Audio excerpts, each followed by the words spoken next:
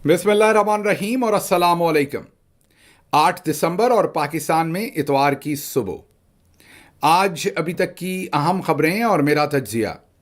सबसे पहली खबर आपके सामने सीरिया शाम से रखते हैं, जहां पर बशार अल असद की हुकूमत ख़त्म हो गई है। उनकी मुखालिफ कुव्वतों, मुखालिफ फ़ौजों ने उनके दारुल खिलाफा दमिश्क पर कब्ज़ा कर लिया है और अभी तक की इत्तलात ये हैं कि बशार अल असद जो हैं वो वहाँ से निकल गए हैं। आप उन्हें फ़रार होना कह दें, बच के निकलना कह दें, जो भी कहना है, कि बिल्कुल आखिरी लम्हों पर उन्होंने एक जहाज़ लेकर वहाँ से निकलने की कोशिश की है। ये अभी तक हतमी खबर नहीं है, लेकिन बहुत सारा इंटरनेशनल मीडिया जो है वो इसे ब्रेक कर रहा है। ब्रेकिंग स्टोरी है, इस डेवलपिंग स्टोरी है, इसके अंदर जो जो खबरें आई वो आपके सामने रखेंगे। थोड़ा सा एक अहवाल आपको बता दें कि ये जो बशार अल असद हैं, इन्हें ये हुकूमत बिल्कुल उसी तरह से जैसे मरीम नवाज़ को वालिद साहब की जमात मिली है या बिलावल जरदारी को मिली है, इन्हें भी अपने वालिद जनरल हाफिज़ुल असद, वो हुक्मरान थे 1971 से लेके 2000 तक, जब दिल का दौरा पड़ जाने से उनकी 2000 में उनकी वफ़ात हो गई थी। और इनके वालिद 1971 में हुक्मरान बने थे और फिर 2000 के जून जुलाई के अंदर बशार अल असद जो है उन्होंने हुकूमत संभाली थी। बशार अल असद जो है वो यूं तो पेशे के अतबार से कह लें या एजुकेशन के अतबार से वो एक मेडिकल डॉक्टर हैं। ये मुझे नहीं पता कि उन्होंने मेडिसिन कंप्लीट की थी कि नहीं, लेकिन ये ज़रूर है कि वो बरतानिया में मेडिकल की एजुकेशन ले रहे थे जब उनके वालिद का इंतकाल हुआ। उसके बाद उन्होंने आकर हुकूमत संभाली। शुरू में तो लोगों की एक्सपेक्टेशन यही थी कि वो अपने वालिद से थोड़े डिफरेंट होंगे, कोई इस्लाहात वगैरह इंट्रोड्यूस करवाएंगे, लेकिन उसके बाद वो भी अपने वालिद के नक्शे कदम पर चले। और कुछ हालात का दोष भी ऐसा था कि महज 11 साल के बाद ही 2011 से वहाँ पर एक ऐसा मामला चला कि अवाम सड़कों पर आ गई और वहाँ पर जमहूरियत या दूसरे लफ्ज़ों में बशार अल असद की हुकूमत गिराने की कोशिश शुरू हो गई, जिसके बदले में फिर उन्होंने वो कुछ किया जो आजकल आपको पाकिस्तान में होते हुए नज़र आता है। खून रेजी हुई, केमिकल वेपन्स तक चलने का, अब पता नहीं वो प्रोपेगेंडा है इंटरनेशनल या वाकई हुआ। बहरहाल 5 मिलियन के करीब कहा जाता है सेफली कि सीरियन जो है वो मुल्क से निकले और वो इस वक्त डिफरेंट दुनिया के मुल्कों के अंदर बेचारे पनाह लिए बैठे हैं। और वो कोई पॉलिटिकल असाइलम के ऊपर है तो कोई जंगी बुनियादों के ऊपर कहीं पर पनाह लिए बैठा है। तो बहरहाल जो सीरियन लोग थे उनकी ज़िंदगी बिल्कुल टके टोकरी कर दी गई। इनके वालिद और इनका इक़्तिदार मिला के 53 साल 53 ईयर्स का ये इक़्तिदार था, जो अब से चंद घंटे पहले जब हम आपसे बात कर रहे हैं तो इससे महज 2-3 घंटे पहले ये कन्फर्मेशन आना शुरू हुई हैं कि इनसे इनका इक़्तिदार अब छिन गया है, ये मुल्क से निकल गए हैं। इसके ऊपर तफसील से बात करेंगे। अभी तो हमारे पास अंदर की बहुत सारी खबरें हैं, पाकिस्तान से अपने बड़े सारे लांझे हैं, लेकिन सिर्फ आपको यही बता सकते हैं कि जो इनका तरीक़ा इक़्तिदार था वो भी ज़ोर ज़बरदस्ती था, वो भी मीडिया पे पाबंदियाँ थी, जमहूरियत पर पाबंदी थी, आवाज़ निकालने पर पाबंदी थी, आज़ाद सोचने पर पाबंदी थी। और इनकी बड़ी तगड़ी फ़ौज समझी जाती थी। इनको ईरान की भरपूर सपोर्ट थी, रशिया की भी भरपूर सपोर्ट थी, अमेरिका की ज़ाहिर है मुखालफत थी। यहाँ पर तुर्की का किरदार जो है वो बहुत ही इंटरेस्टिंग है। तुर्की एक तरफ इनकी मुखालफत भी करता था, फिर इनके जो दूसरी तरफ मुखालिफ कुर्द हैं उनकी मुखालफत भी तुर्की करता था। तो तुर्की का बड़ा ही मानी खेज़ इस सारे प्रोसेस के अंदर अमल है, उस पर भी किसी टाइम बात करेंगे। बहरहाल ये बड़ा ही एक उलझा हुआ इशू है सीरिया का, इसके ऊपर तफसीली बात करेंगे। लेकिन फ़िलहाल आपको सिर्फ ये बता सकता हूँ कि वो भी एक डिक्टेटर थे और उन्हें भी लगता था कि मुझे कभी ज़वाल नहीं है।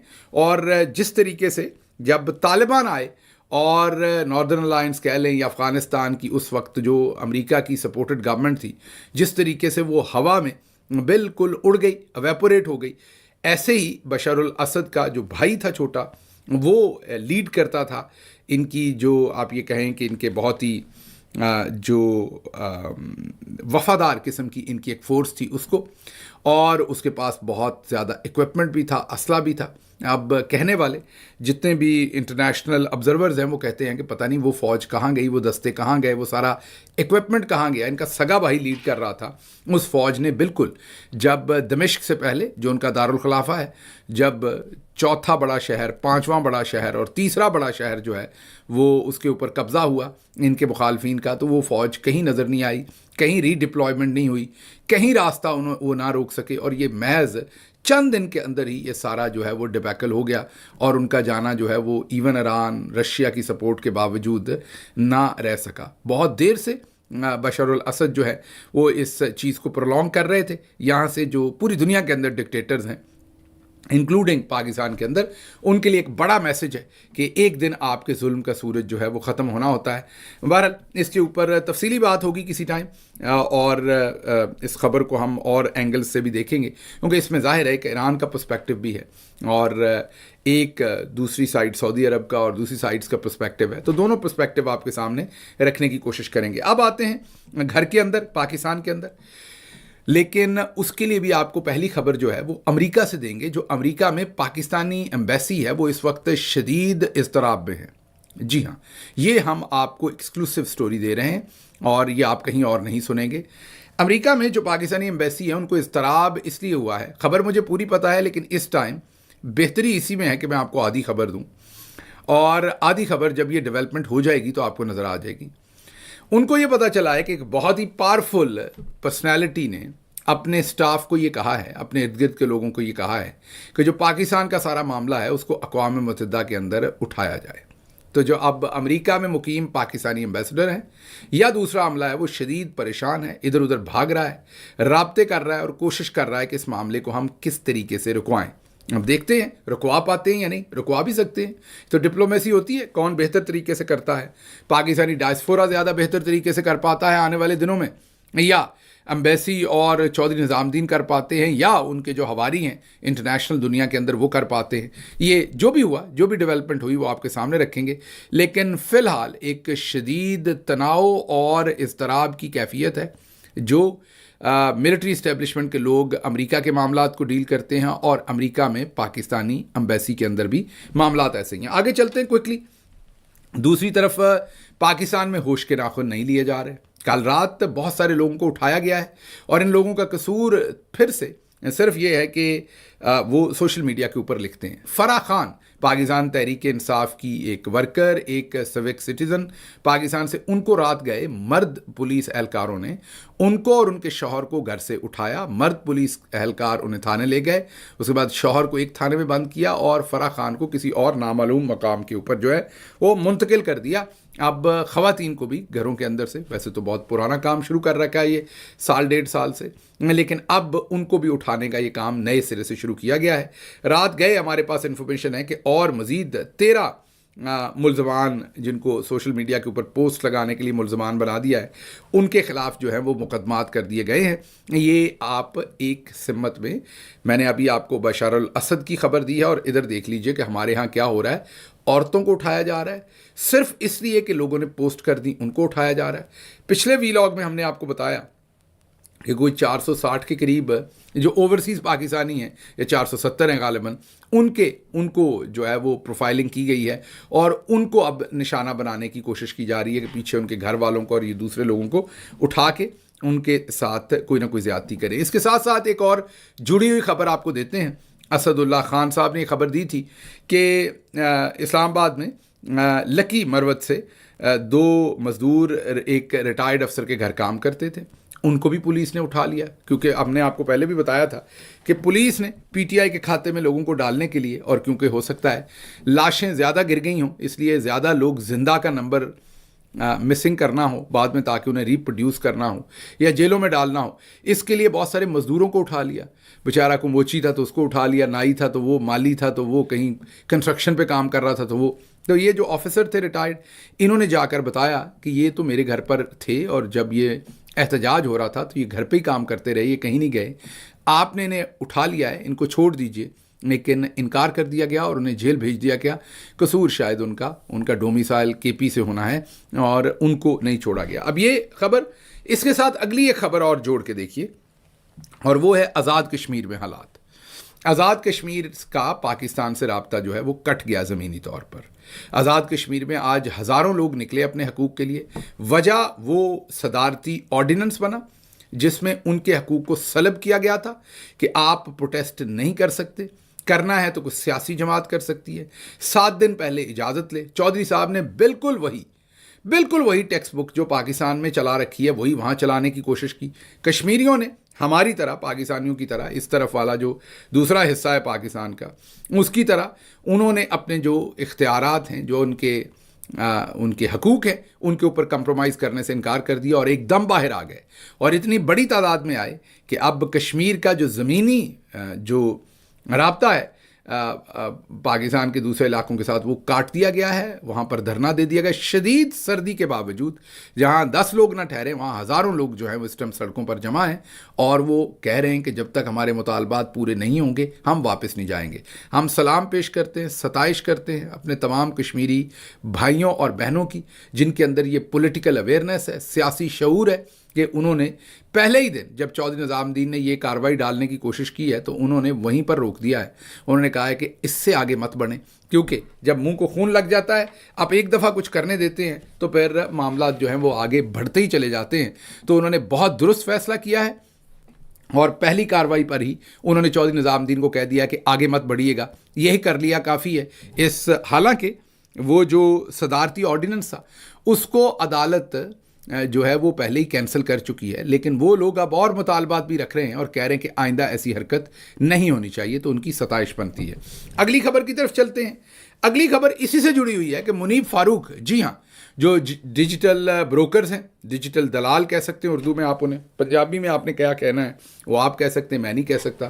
ہمارا مسئلہ یہ ہے کہ ہمارے ریجنل لینگویجز جو ہیں ان کے اتنے ہم خلاف ہو گئے ہیں کہ ان کے الفاظ کو ہم نے گالی بنا دیا ہوا ہے بہت ساروں کو، اور ان کو گالی کے طور پر ہی ہم استعمال کرتے ہیں. تو حالانکہ دلال بروکر کی جو ٹرانسلیشن ہے اردو میں وہ دلال ہے، اور دلال کی پنجابی میں جو ٹرانسلیشن ہے وہ میں کروں گا تو پھر میرے پیچھے پڑ جائیں گے لوگ، اس لیے وہ آپ خود ہی کر لیں.